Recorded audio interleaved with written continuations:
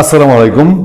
জাইমা রহমান বিএনপির চেয়ারম্যান তারেক রহমানের মেয়ে, এবং জাইমা রহমান নিয়ে আলোচনা আসলে আমার যে কথাটা মনে হয় যে তিনি একজনের কন্যা, আমার কন্যার প্রায় সমসাময়িক বয়স হবে।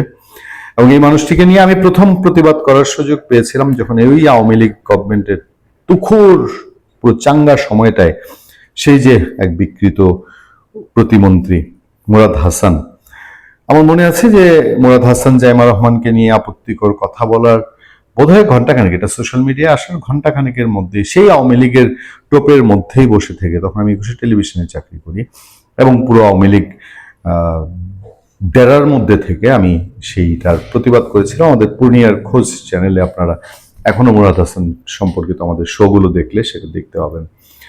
ফলে জাইমা রহমান একজনের কন্যা, তার একজন পিতা আছে, আমি সেই অর্থে দেখি। আমার কাছে এখনো রাজনীতিবিদ হয়ে ওঠেননি জাইমা রহমান। আর জাইমা রহমান রাজনীতিবিদ হবেন কি হবেন না, আমি দেখি এটা ডক্টর জাফরুল্লাহর চোখে। ডক্টর জাফরুল্লাহর খুব উচ্চাশা ছিল জাইমা রহমান একদিন বড় রাজনীতিবিদ হবেন। আমি সে প্রসঙ্গে যেতে চাই না। দেখেন, ফুটবলার আমিনুল তিনি ক্রীড়াক্ষেত্রে দায়িত্ব পেয়েছেন, খুবই একটা শুভ বিষয় ছিল। কিন্তু হঠাৎ করে জাইমা রহমান চেলসিতে ফুটবলার হিসেবে সুযোগ পেয়েছিলেন, এই প্রসঙ্গটা মাঠে এনে, এবং এটা সংশোধন হচ্ছে, এটা নিয়ে তুল কালাম কাণ্ড হচ্ছে। আমি কোনো নেগেটিভ সমালোচনায় যেতে চাই না। এটা কি তেল মারা, এটা কি তেলের ডিপু ঢেলে দেওয়া, এটা কি অহেতুক একটা আমাদের ট্রেডিশনাল রাজনীতির কোনো একটা বয়ান কিনা, আমি শেষ হয়ে যেতে চাই না। কিন্তু কথাটা বলে ভদ্রলোক যে ভালোই ফাঁসা ফেসেছেন এটা তার বক্তব্যে বোঝা যায়।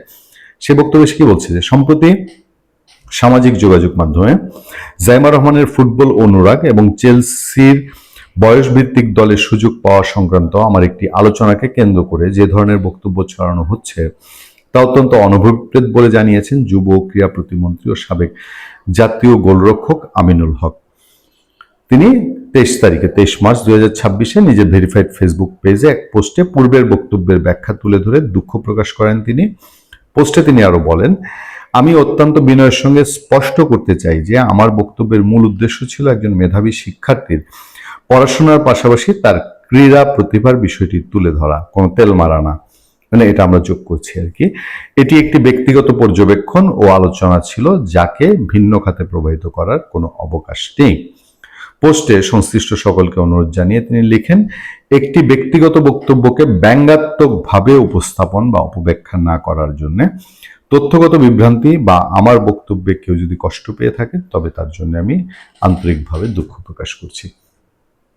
এই বক্তব্য থেকে আমি গত দুদিন এ নিয়ে কোনো আলোচনা অনুষ্ঠানে আয়োজন করিনি, আমরা কোনো কন্টেন্ট করিনি। কারণ বিষয়টা এমন যে একজন মানুষ, আমি ওই চোখে দেখি যে আমি এটার সমালোচনা করলাম, ব্যঙ্গ করলাম, যাকে নিয়ে করলাম তিনিও তো একজন পিতার সন্তান। আমি ওই যে শুরু করেছি অনুষ্ঠান বলে যে আমিও একজন, আমার জাইমার কাছাকাছি বয়সের আমি কন্যার বাবা, ফলে ওই জায়গা থেকে বলিনি।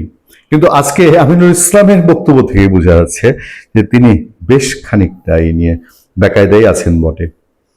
ভালো থাকবেন, সুস্থ থাকবেন। আপনার সাথে আমি আতিক রহমান, পূর্ণিয়া।